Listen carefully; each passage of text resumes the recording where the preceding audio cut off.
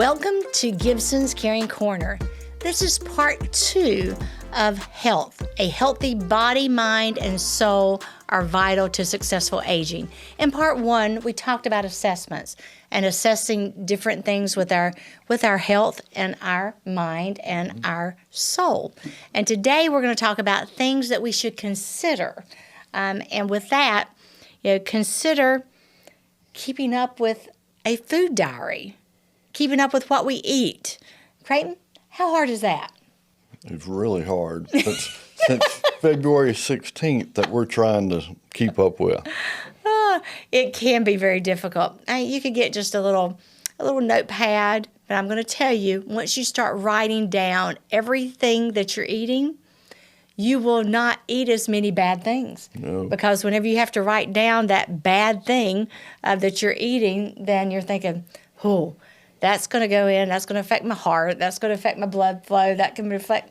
Run my sugar up. Add a pound. Add a pound. So is it worth it? Those are some things that'll keep you thinking. So tell me, Creighton, describe your daily diet. Gosh, my daily diet. Well, this morning we had a piece of turkey with eggs and what keto toast. Mm-hmm. Ezekiel bread, multigrain. We'll probably do a grilled chicken of some kind, strips for lunch, and maybe a salad. Mm-hmm. And then for supper, we'll figure that out when we get there. But we're pretty much, we are trying hard for healthy, making sure we have protein in there, and then a protein snack at 10:30 and 2 or 3 o'clock. Yep. And even though we didn't have the protein snack today, time sometimes just gets away from us. But having at least a fruit a day, we're making sure of that, and as many vegetables as we'd like that are not starchy with our other meals is good for us. And one thing you didn't mention is we had egg on that toast this morning. Yeah, we did. So that was good, but we chose not to put butter. Correct. And because the butter can just be not healthy. And you can get used to it after a while of not having butter on things. But I will say that the butter did taste good when we were doing that, but we no longer do that. All right, so now let's describe our social life. So if you're looking at your social life, it's important that you can describe that. And if you don't have one, you're missing out. Let's just say it that way. So Creighton, describe your social life. My social life is you.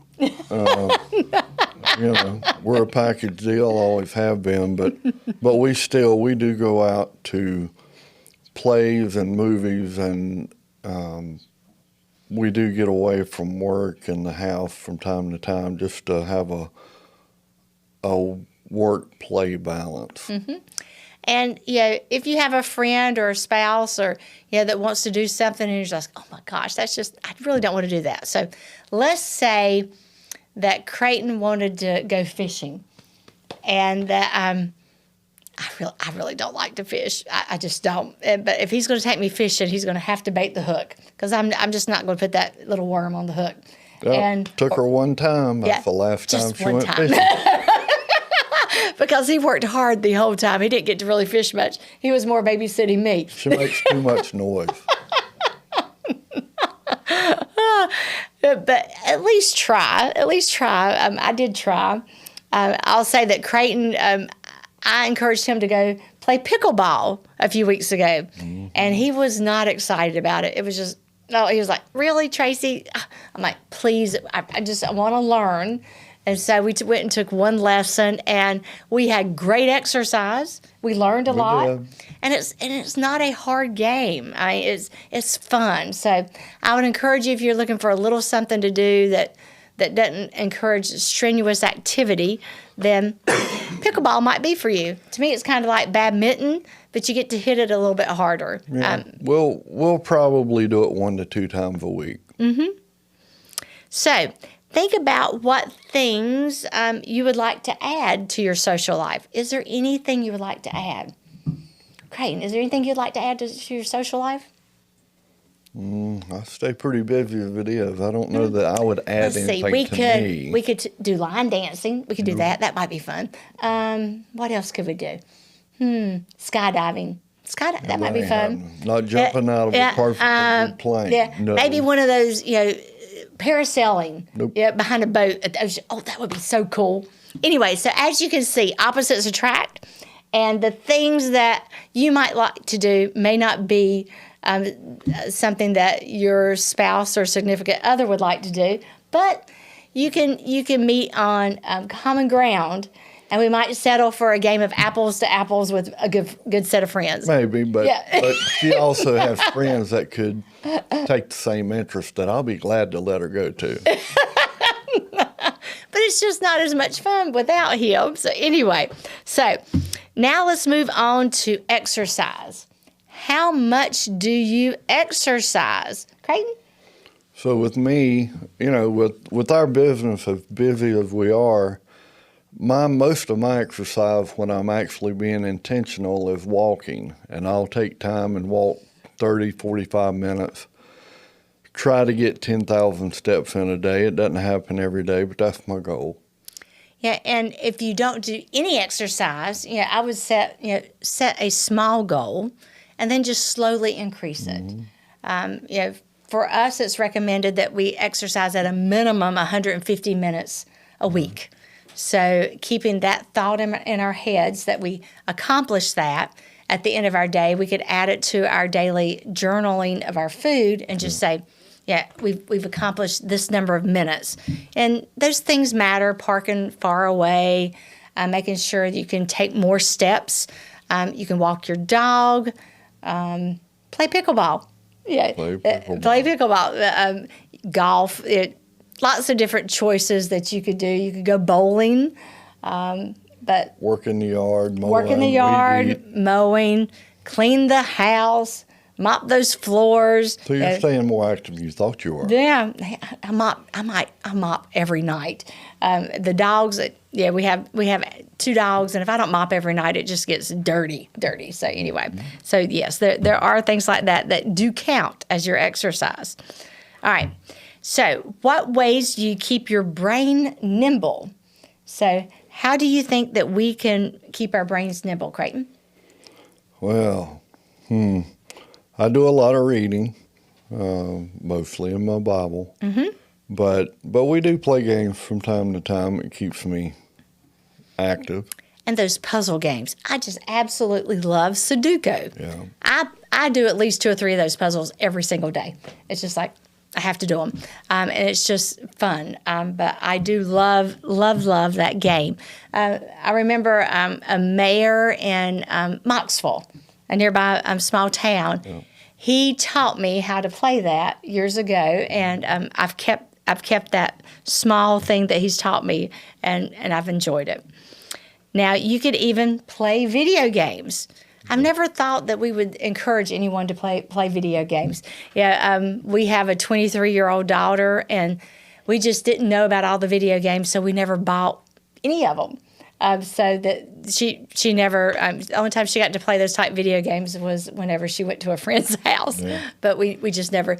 We had her in dance and cheer. And she didn't have time to play video games. We did some of those. What do you call them? It had like Mario Kart in it and. Tennis and we did do that, but that video games is encouraging for your mind. What other things?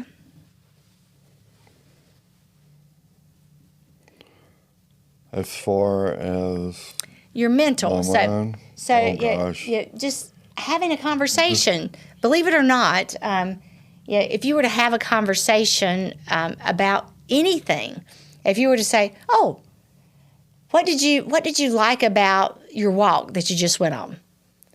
And just start a conversation about that. It makes your mind think back to what just happened. Details. And pull out details. In my Sunday school class, I make all the children, of course it helps them think through Scripture on a regular basis on how they might get improved, but I ask them each Sunday to tell me one good thing that happened that past week. So it makes them think back to their whole previous week and dig out that good thing. And then I hopefully it is encouraging them also to do good things with Scripture and to think through those answers. So I do enjoy doing that. And I can even see the adults whenever I ask them that. It really makes them think as well. So that's fun for me.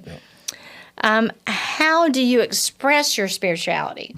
Do you do it through religious services, traditions, etc.?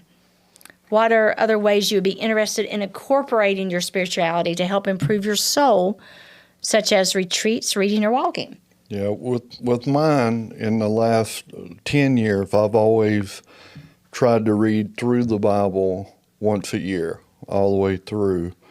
And for me, I get something out of it each time I read it. I understand something differently. And that, for me, that's personally what I do. I know that we had this past week we had a friend, a young man that I've watched grow up. He lost his mother at a very young age, and in her Bible,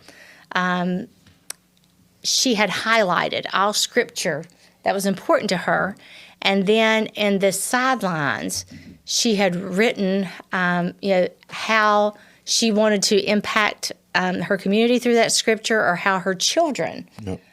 She wanted them to be impacted by that Scripture. And the pastor, he opened that Bible, and he, from Genesis to Revelations, pulled out Scripture that was important to her, and it honored her. And even her two children, he said, your mother highlighted, do not rush love. And she did that for both of you. That was just so important to me to see someone do that, and then the pastor to reference that. Sure. It was good. And then retreats. There's even, you can go on a cruise. There's all types of different retreats you can go to. There, we've gone on cruises before. I've done retreats, camps. There's things for couples. There's things for seniors. Even the senior center. I was reading on their travel retreats right now. You can go to Niagara Falls. You can go on a cruise. You can go up to Pigeon Forge in Tennessee. There's different ways you can get involved. And besides that, the senior center has acrylic painting, watercolor classes, chair yoga, lots of different choices. They have billiards rooms for the men and the women, or I think it's the same room, but they have it at different times. Yeah. But it looks like a lot of fun activities. I was trying to figure out which one should we invite Mother to go take advantage of. Yeah, I have to figure out how, because she'll think I'm just forcing her to go. Yeah, I've got to figure out how to do that. Maybe I'll get one of her friends to ask her to go. Yep. Maybe that could work. All right. Different approach. Okay, so now those are the things we should consider. So now let's talk about it. I think we have been talking about it. We have. So you need to talk about it. You need to talk about it with your loved ones. It's easy to have lofty goals and make life changes, but sometimes those changes can be difficult for the person doing those. Oftentimes we need others to hold us accountable. So if you are in failing health or becoming forgetful, but don't know what to do, see your doctor. Yeah. Tell them what's going on. It could be a medication issue or some other problem. I know sometimes UTIs make lots of different things happen. So that might be why you're getting forgetful if you haven't always been forgetful, okay? If you have bad health news to break to a family member, get all the information you need up front from the doctors and others. After assessing and considering, write down what you need to do to improve your health, including any doctor's recommendations. Then talk with an accountability partner to help ensure you are staying on track. Be sure someone knows about your health care issues, including the medications you are on. Right. So, with that being said, how about some conversation tips? Creighton, what's some ways they can start these conversations? I've just stopped at a great farmer's market I'd love to drop some veggies off for you to snack on. That's very good. I'm having some strange symptoms. Do you think it could be my pills? Can you help me figure out if it's something else? That might be what your mom and dad would ask you. Wow, you really take a lot of pills, Mom. I'm impressed you can keep them all straight. How about trying this pill organizer to make it easier? And there are drugstores now that can even blister pack those pills for you, so that can make it super, super easy. And a pharmacist put them in there. And it gives them the independence, but you can also go back and make sure they actually took them. Mm-hmm. Do you know anything about that new water therapy program down the street? I've been having some trouble walking, and I'm wondering if that might help. Mm-hmm. So, if you live alone, find a trusted relative or friend who could motivate you to stay on top of your health issues. If religious preferences impact your health decisions, talk with your spiritual advisor and talk to them about different treatment options among family members. Remember, if you won't likely get everyone to agree. Right. We work with many families, and rarely do all the siblings agree. Yeah. But I will say that every sibling, every child has skills and talents, and they are unique. So having respect for one another at the beginning of any condition is so important for the children to maintain. Yeah. Nothing makes it harder than if the aging adult sees their children bickering over what's happening. Yeah. So having respect for one another is important. And the other thing to consider, if you're part of a blended family where mom's passed away or remarried and dad's remarried, consider scheduling a family meeting or family conference call to talk about any health issues of concern with the family. Make sure you know what you want to achieve at the end of the meeting, and just make it simple.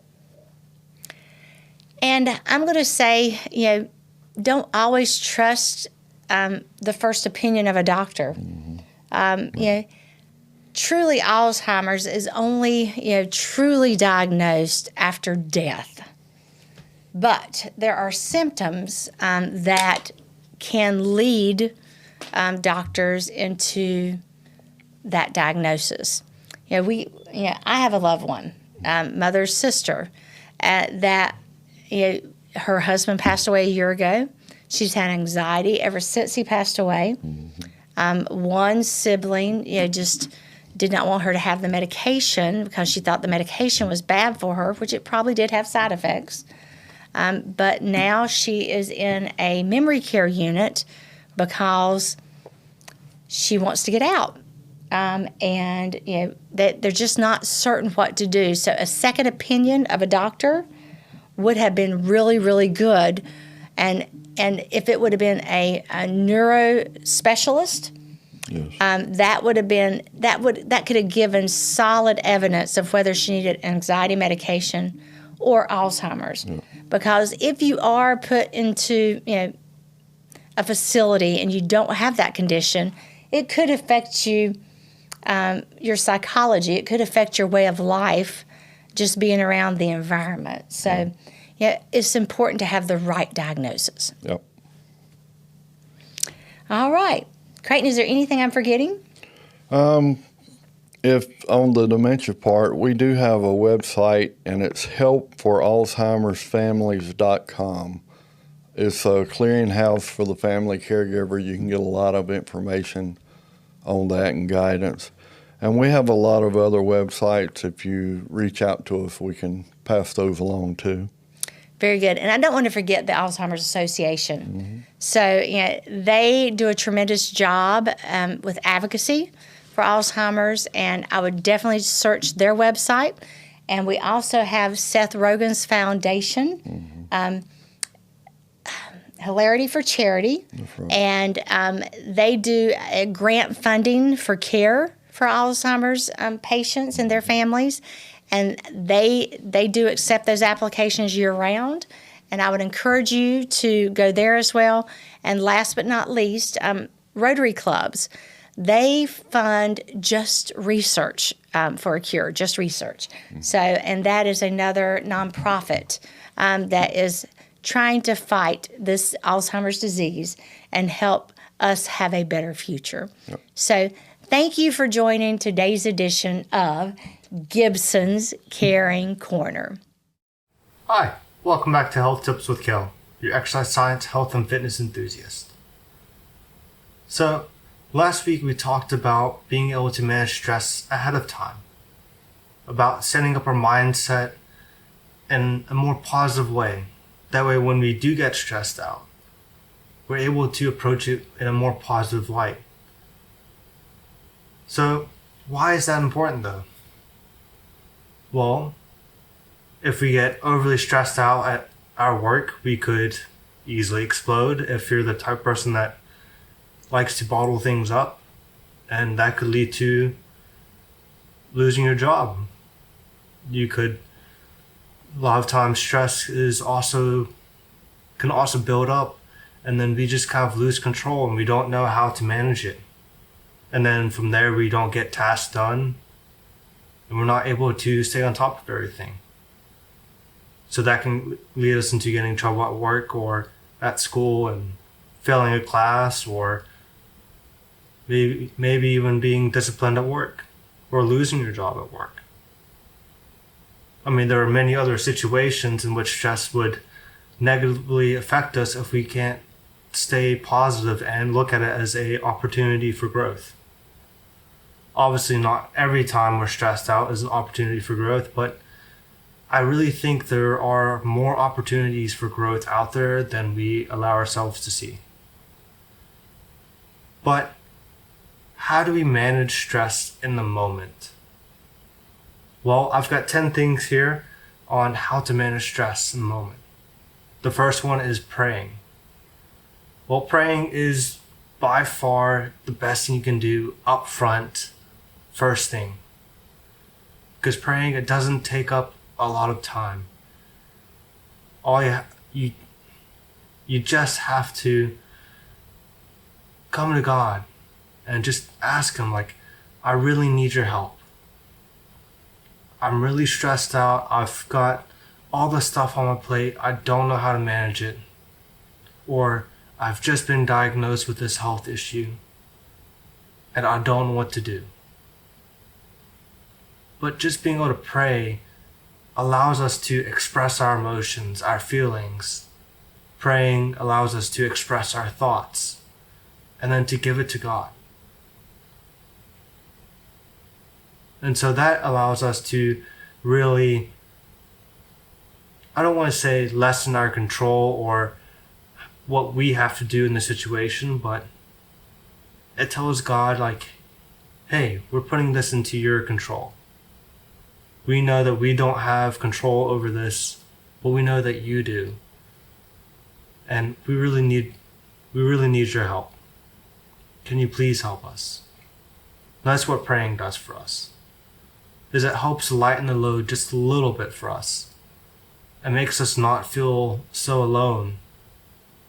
And it also allows us to help express our emotions and our feelings. So the second thing here is meditation or mindfulness.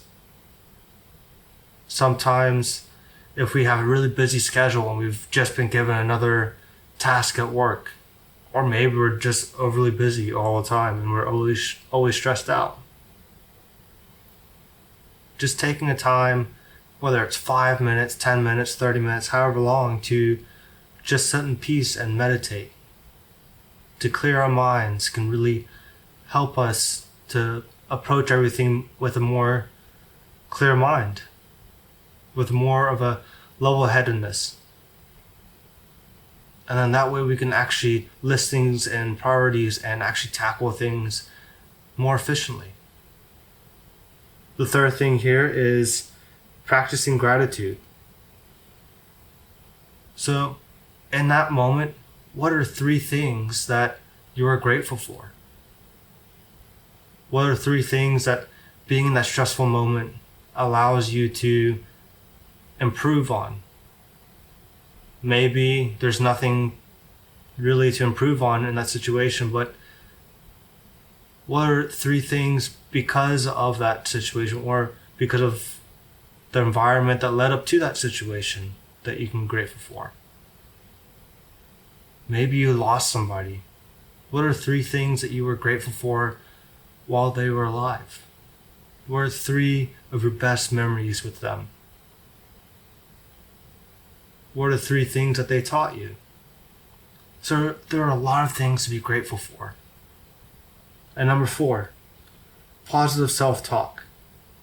So what are things that you really like about yourself? What are the 3 top things that you love the most about yourself? Number 5, listening to your favorite song. That's a great way to de-stress, isn't it? When you're able to sit in the car, listen to your favorite song, dance and sing along. Oh, that's a great time, isn't it? Maybe sing in the shower too. 6, deep breathing. I would say deep breathing is probably the second best thing you can do in the moment. Because if you're being yelled at by your superior or being berated by them, maybe you can't take time to meditate in the moment. You can't tell your boss, hey, can you stop yelling at me for a second so I can go meditate for 5 minutes? That's not really going to work out, is it? It's not. But we can still be in the moment with them. We can still pray in our minds and take a deep breath and just kind of hear out what they have to say. See what are some ways we can improve on. Deep breathing is also there to help us relax more and to help also allow us to ease our minds. There are a lot of scientific improvements of health due to deep breathing. Number 7, going for a walk or exercise. If you just have a lot on your plate, or maybe you've been diagnosed with something, maybe you're just diagnosed with diabetes type 2 or some other illness or disease. Going for a walk or doing some exercise is a great way to release that stress. I mean, there are many, many more other health reasons on why to walk daily or to exercise, but as far as stress goes, exercise is going to help really calm the mind, help to really relieve that stress for us. Then we've got talking to someone about why you're stressed. Once again, praying does this for us too. Maybe not to the same extent for a lot of people, but maybe just having the time to talk to one person, whether it's your closest friend, a family member, or maybe even going to see somebody for it professionally. But being able to just talk to somebody, just let out the emotions, let out your thoughts is a great way to relieve any and all that stress. Number 9, writing down your thoughts. And number 10, finding your own way of what will help you relax. So, number 9, writing down your thoughts. This is something I've had to really kind of recently start doing more.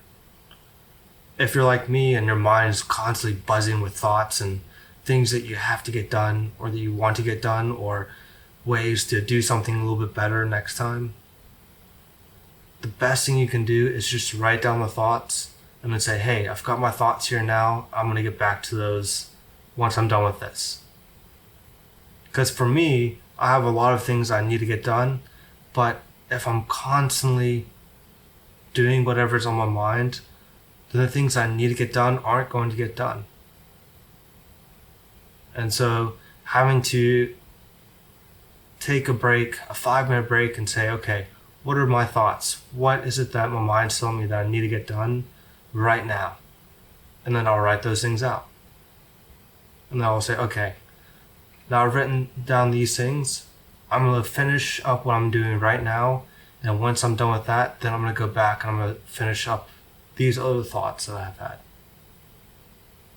And then number 10, finding your own way to relax. Maybe reading a book is a great way for you to relax.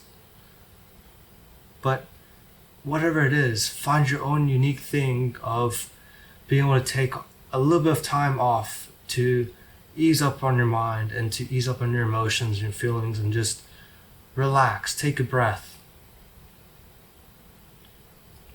Try and step down from the high stress environment and kind of bring yourself back down to a more level area of level mindfulness, level area of wherever you need to be. Really just finding your own way of pretty much grounding yourself and just relaxing for the moment, allowing your mind to clear of any and all thoughts. So, for this next week, I want you to really kind of figure out what is another way that you can help relax and to kind of de-stress a little bit, or help you to manage that stress a little bit. I gave you 9 great ways of what I like to do when I'm stressed out, and scientifically proven ways to help with stress too. So, number 10, what is a way that will help you relax? Whether it's reading a book, maybe it's going for a walk, maybe it's going for breakfast with a family member, going to church. What is something that will help you relax in the moment? I want you guys to figure that out, and we'll be right back with you next week. Thank you again for joining Health Tips with Cale. Cheers. Hello, it's time again to go back through time with Elizabeth Anne Rinehardt Gibson and in Mooresville, North Carolina. So, then he did some time again for holding up a business. When he was in the penitentiary, they had him stand atop a gravel pile holding a shovel to hold until the dump truck backed up the gravel pile to a point to dump the gravel load over the top. It went on all day long. As the truck driver backed up to a point, Jerry would be holding the shovel up high and drop it when he got to the spot to dump the load of gravel over the edge. Load after load all day long. Toward the end of the day, Jerry held the shovel and held the shovel and held the shovel while the truck backed and backed and backed up the gravel pile until pow, down the pile the truck went, driver, truck, upside down and all. Everyone ran to help the driver out from under. The authorities asked, "Jerry, why did you hold the shovel and not drop it?" "Man, what were you doing?" Jerry just laughed and said, "Hey, I stood there all day long with nothing happening. I needed some excitement." I'm as sure as my name is Ann, Jerry would unlock our door in the old log house and come inside and watch me sleep. Oh, how scary.